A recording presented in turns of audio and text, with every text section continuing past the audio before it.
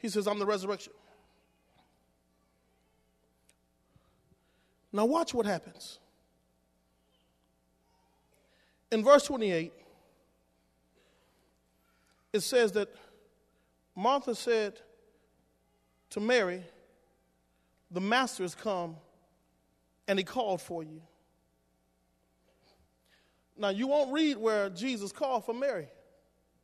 So I wonder, why did Mary say that? And why did Martha say that? But see, every now and then, when you know somebody who has a problem with God, you ought to introduce them to Jesus. Now, I want y'all to hear what I just said. Some people have a problem with God, the Father. And you need to introduce them to Jesus because they don't understand the Father. They don't understand his sovereignty. She says, look, I know you got a problem with God right now because our brother did. Jesus called you. No man cometh to the Father but by the Son. I'm saying to you all that Jesus can work out whatever your problem is. See, most of us does not acknowledge Jesus, and we talked about it yesterday. A lot of us don't acknowledge Jesus as the Son of God. They acknowledge him as God, but they are three persons with one mind. He is God the Son, and sometimes when we don't know how to talk to God the Father, it is through God the Son we can get a revelation. She says, come see the masters. Now watch. Now, when Jesus and Mary hooks up, I want y'all to see this. Watch what happens. In verse 32, when Mary came with Jesus and saw him, she fell down at his feet. You know what she said? Lord, if you'd have been here, my brother wouldn't have died. Ain't that the same thing our sister said? Is it possible that we could be in the same household, thinking the same thing, but ain't even really talk to each other about it? But then when we see Jesus, we got the same message. Watch, she says, no, but this is what gets me. Jesus' reaction to Mary. He does not give her the lashing of the tongue of scriptures of who he is like he did Martha. And I wondered why. Some people you can tell. Some people you got to show. Oh, it's two sets of group. It's two sets of people in this church today. There are some who can just hear the word of God through somebody's mouth.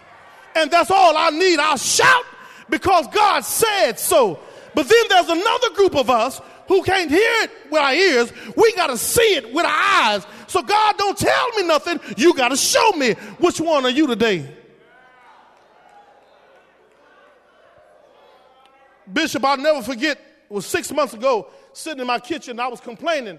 I was struggling with the ministry and trying to buy land, and nothing was working out. And I said, God, I know other preachers that you done blessed that they can't even preach.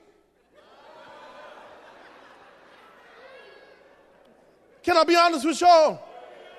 And I said, God, I know them. And it just seemed like since I'm trying to do it the right way and I ain't got no gimmicks with it, God, I'm preaching your solid word and I'm doing it. Seemed like you should have blessed me instead of them over there. And God said to me in my kitchen, I need somebody that just believe me just because you believe me. He says, do I gotta show you so? He said, is it anybody gonna preach my gospel that's just gonna lean on my word? I ain't gotta build you no church. I ain't gotta give you no car. You don't need a brand new salary. Is it anybody who's just gonna believe me just to believe? I'm God all by myself. I ain't got to bless you. And I repented right there. I said, Lord, I'm sorry. I'm on the half if you just say so, God. You ain't got to show me nothing if you just say so. But when he sees Mary, he don't tell nothing to her. Don't get jealous because God is harder on you than he is on somebody else. You can take it. Yeah. I understand, brothers, why I struggle a little bit. God says your shoulder's big enough. I understand why my salary ain't like some other pastors in our city, because I can live on what he give me. Then I laugh a little bit. Now I got to reverse psychology on him. I said, if God took your money, you couldn't make it, could you? How many living on God's grace alone? I'm a witness that if God don't do it, it can't be done. I'm telling you, whatever I need, God seems to provide. I don't need no salary. God, whatever you want me to have, I have it. And if you don't want me to have it, whatever you say, I believe it. Can I get a witness? When he says to Mary, he don't say nothing to Mary. He saw her crying in verse 33. The Jews came crying. Do you know people that cry with you? That don't mean you no harm, no good? No.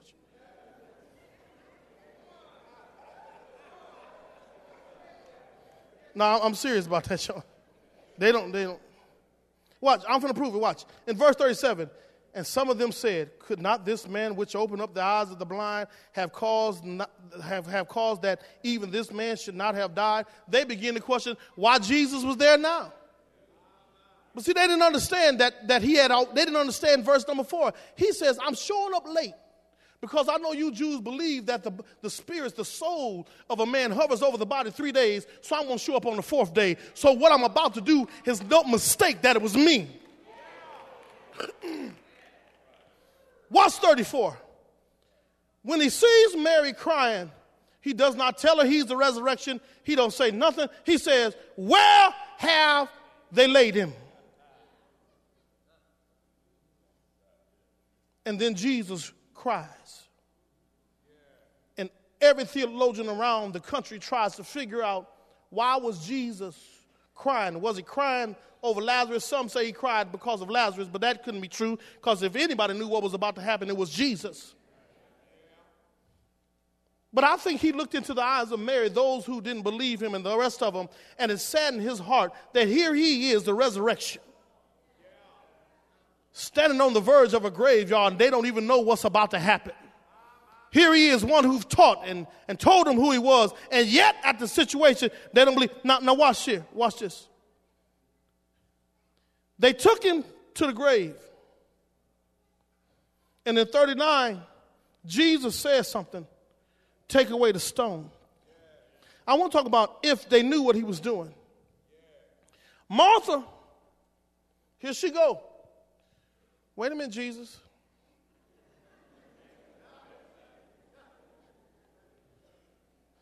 You know, some people will tell you about their problems, but when you try to fix them, depending on how you're going to fix them.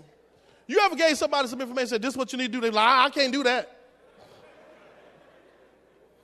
He says, roll away the stone. Martha says, wait a minute, wait, Jesus. The body's stinking. Watch this.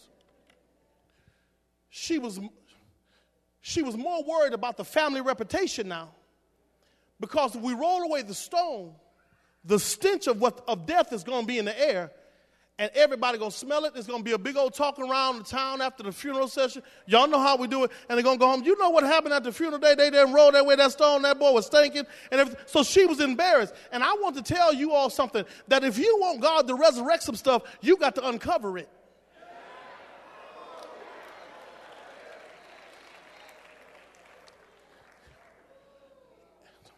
When you uncover it, it's going to stink.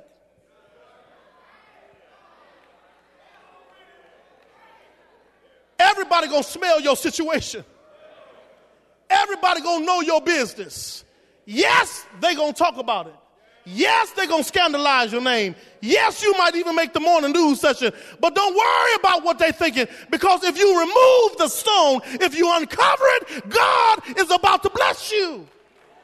How many of us have missed blessings because we worried about what other folk think, and we need God? God says, uncover it. You're like, Lord, I don't want nobody to know my business. Forget your business. God, I got to have a blessing. And if everybody got to lie and talk about me, I'm going to uncover it. Smell it. Go ahead and smell my situation. Because one thing about it, my situation is about to change.